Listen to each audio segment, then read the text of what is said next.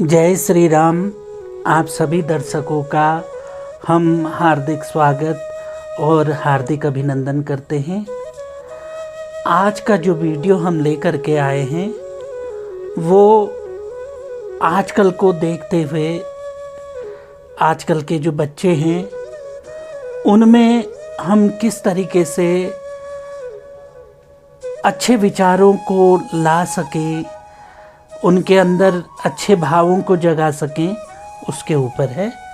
तो शुरू करते हैं आज का वीडियो। देखिए, कमल होता है, कमल कीचड़ में खिलता है, लेकिन कीचड़ को कभी अपने अंदर नहीं आने देता। कभी कमल के फूल में वो कीचड़ नहीं दिखाई देता जहाँ से उसकी उत्पत्ति हुई है। तो हम कहते हैं माहौल गलत है और ये माहौल का असर हमारे ऊपर भी होगा, लेकिन उस समय हमें उस कमल के फूल को लेना चाहिए जो कि कीचड़ में ही खिलता है और हर कोई लालायित रहता है उसे तोड़ने के लिए।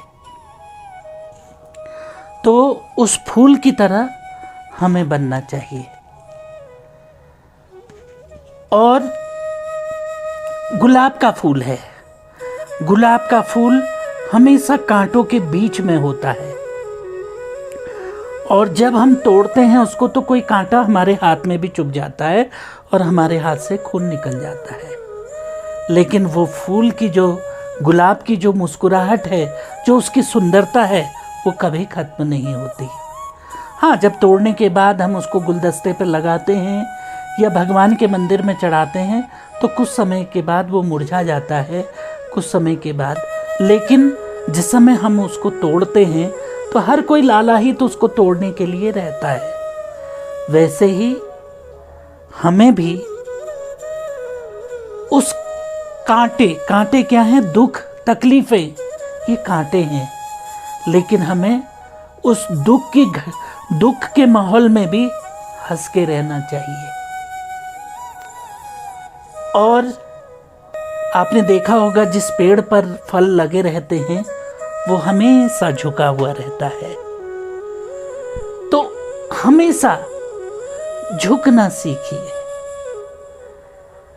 अगर आपको अच्छे नंबरों से सफलता मिलती है, आज आप अच्छे नंबरों से पास हो जाते हैं, तो उसको दिखाइए मत, झुक जाइए, बिल्कुल विनम्र बन जाइए। आप ऊंचे पद पर आसीन होते हैं तो झुकिए। उन बुरे दिनों को याद कीजिए कि जो बुरे दिनों से आप निकल के आए हैं और अपने व्यवहार से, अपने कर्मों से लोगों को प्रसन्न कीजिए।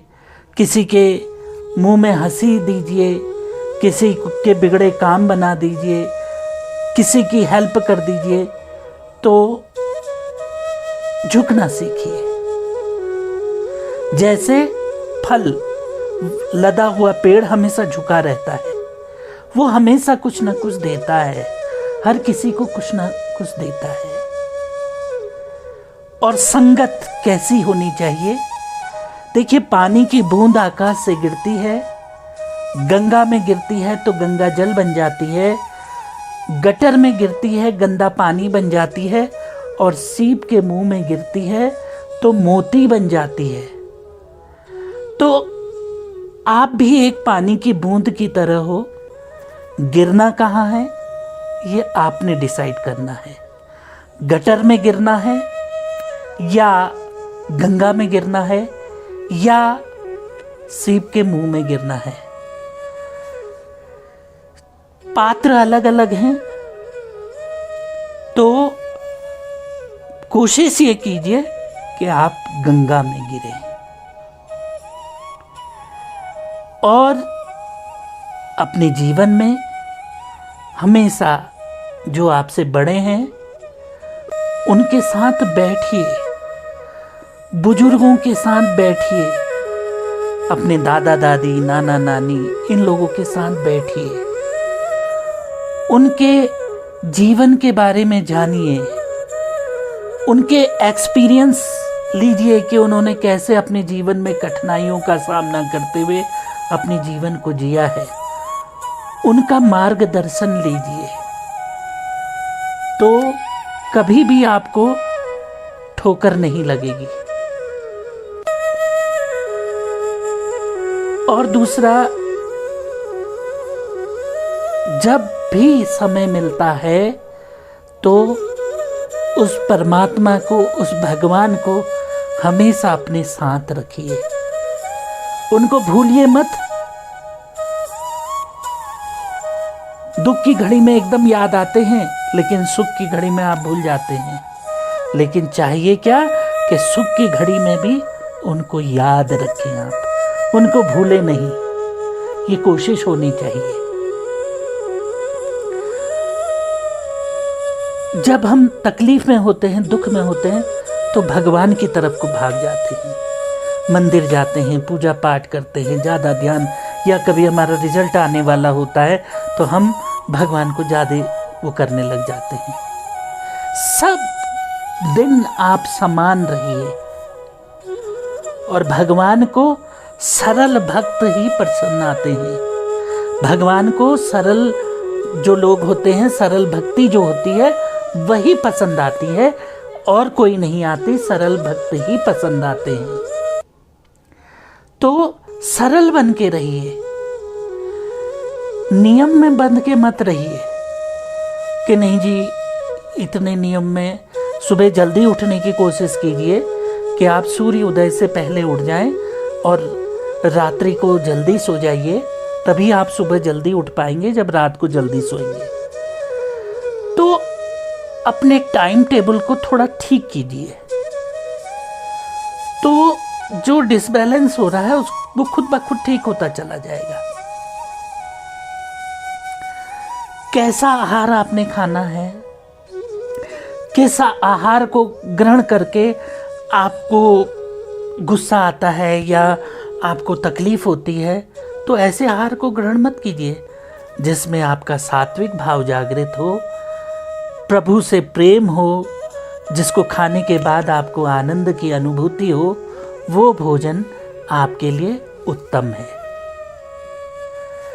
तो ये कुछ छोटी छोटी चीज़ें हैं जिनका अगर हम ध्यान रखें तो अपने जीवन में हम कभी धोखा नहीं खा सकते, और स्टेप बाय स्टेप ऊपर की ओर बढ़ते चले जाते हैं। आपका चरित्र ही आपको उत्तम बनाता है, आपकी वाणी ही आपको उत्तम बनाती है। वाणी में हमेशा संयम रखिए, क्योंकि वाणी एक ऐसा शस्त्र है जो सामने वाले को आपका अपना बना लेता है। तो इस शस्त्र का प्रयोग बड़े सोच समझ के कीजिए, उतना ही बोलिए जितना जरूरी है, ज्यादा मत बोलिए, ज्यादा अपनी तारीफें मत कीजिए, कभी अपनी तारीफ करनी ही नहीं चाहिए। आपका कार्य, आपके कार्य करने के तरीका, आपकी वाणी आपके व्यक्तित्व को के निर्माण में बहुत सहायता आपको प्रदान करती है। उठना, बैठना, चलना, फिरना, बात करना, ये आपके जीवन में बहुत मायने रखता है। तो ये कुछ बातें जो आज मैंने आपके सामने रखी, इनको आप अपने जीवन में प्रयोग कीजिए। अवश्य हमारा विश्वास है कि आप बहुत आगे तक जाएंगे। तो आज के लिए बस इतना ही, और मैं आपसे निवेदन करूंगा कि आप इस चैनल को अधिक लोगों को शेयर कीजिए, और जिन्होंने अभी तक इस चैनल को सब्सक्राइब नहीं किया है वो सब्सक्राइब करें, और कमेंट्स बॉक्स में अपने कमेंट्स हमको ज़रूर लिखें कि आपको वीडियो कैसे लग रहे हैं और क्या हम इसमें और सुधार कर सकते हैं। अपने कमेंट्स हमको ज़रूर लिख करके भेजिए। तो मेरी बहुत बहुत शुभकामनाएं आप लोगों को, और जय श्री राम।